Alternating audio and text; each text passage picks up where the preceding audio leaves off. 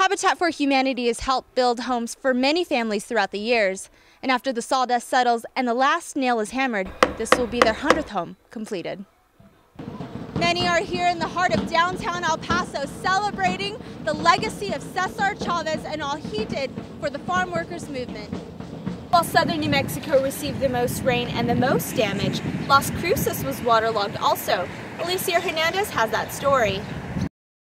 I'm standing here at NMSU on the Horseshoe, where many clubs around the school are here to raise money for cancer awareness here at the Relay for Life. Just take a look at all the action.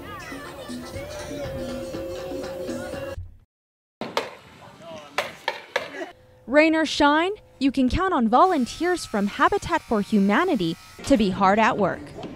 Since 1987, Habitat for Humanity has partnered with local agencies to help build homes for families in need. Once everyone does their part, the family will have a roof over their head and a place they can really call home. Yeah, I've met all of the new homeowners, talked to them and spent time with them while they're working out to get their hours in. And really makes me feel great, especially that day we turn over the keys. Their hours is what Habitat for Humanity calls sweat equity.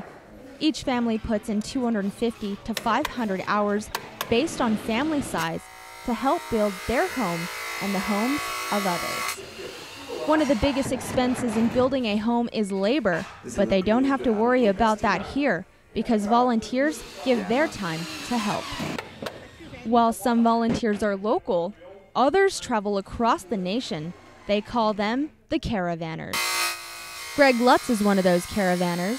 For the past 25 years, he and his wife pack up their RV to travel 6 months out of the year. Together, they've built over 60 homes. We do everything. My wife and I are both what I would call master carpenters. We've done all aspects of home building, and wherever they need us, that's where we go. That's what we do. I've been so involved in Habitat over the years. It's what my wife calls the other woman, because I'm so involved. Habitat for Humanity has helped build homes for many families throughout the years. And after the sawdust settles and the last nail is hammered, this will be their 100th home completed. And just down the street are neighbors in houses number 99, 98, and 97. The need in our community is great. Most families qualify because of inadequate housing, or they pay too much for rent, or they just live in substandard conditions. The family selected based on need through a 6-month application process. Once chosen, they pay a non-interest mortgage. That money goes towards supplies for new homes as a way to pay it forward. Samantha Lewis, News 22. Cesar Chavez dedicated his life fighting for the rights of farm workers, and they're still fighting. Wages have actually decreased in the past 50 years, and farm workers live under the poverty level, making only $7,000 a year. And the average life expectancy of a farm worker is only 45 years because of the pesticides and backbreaking labor. Apart from the heavy work, it's a hard job and poor pay. Why do we have to celebrate Cesar Chavez's life? Because he has not died. Because in the agriculture workers live Cesar Chavez, and all the people of goodwill live Cesar Chavez. Many are here in the heart of downtown El Paso celebrating the legacy of Cesar Chavez and all he did for the farm workers movement. Not only are the farm workers struggling to feed their families, but their children also suffer most of the repercussion, some having to work instead of receiving an education. Roots, a lot of the farm workers come from Mexico, where they're currently trying to strike and trying to get better wages, but they move from one oppressive situation to another oppressive situation, and it's actually a worldwide movement for justice for the farm workers. The march started at the Border Farm Workers Center and continued through the streets of downtown El Paso. It's been over 50 years since Cesar Chavez started the United Farm Workers. And the workers here say their push for justice has not reached its goal. Samantha Lewis, News 22.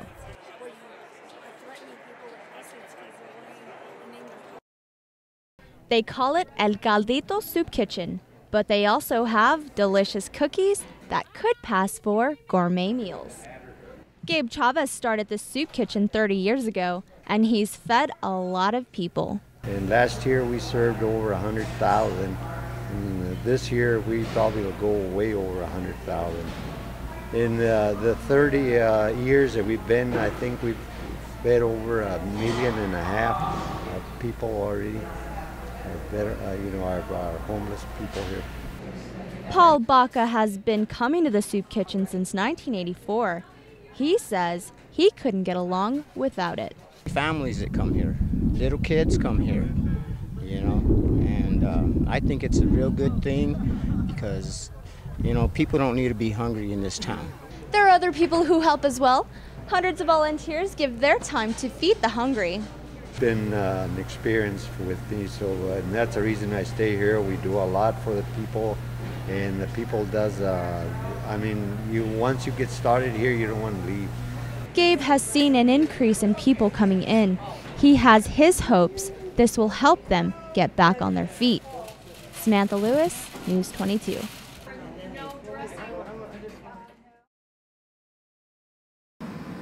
In the United States Army, every job plays a critical role.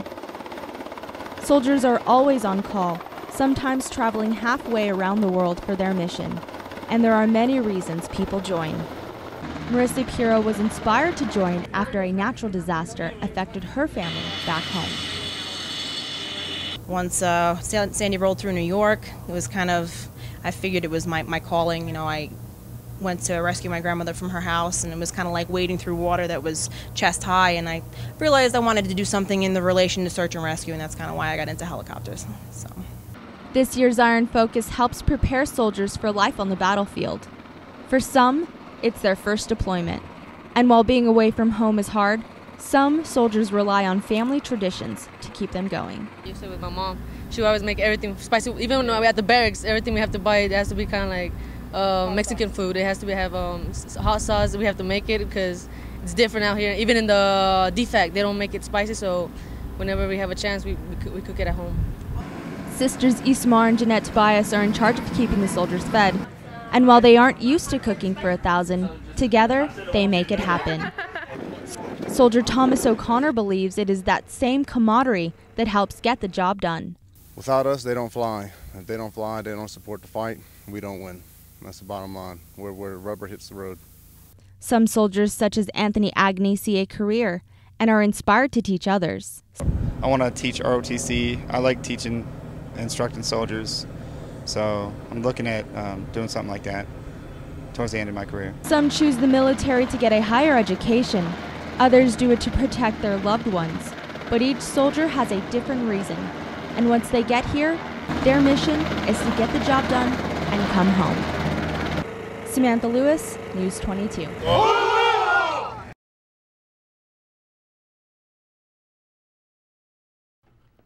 Welcome back. Let's take a look at temperatures throughout the land of enchantment.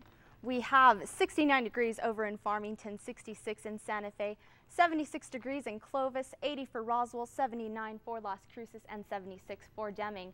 As for tomorrow, what we can expect, 67 degrees over in Gallup, 74 degrees in Albuquerque, 78 in Socorro, 88 degrees over in Roswell, and 80 degrees in Deming.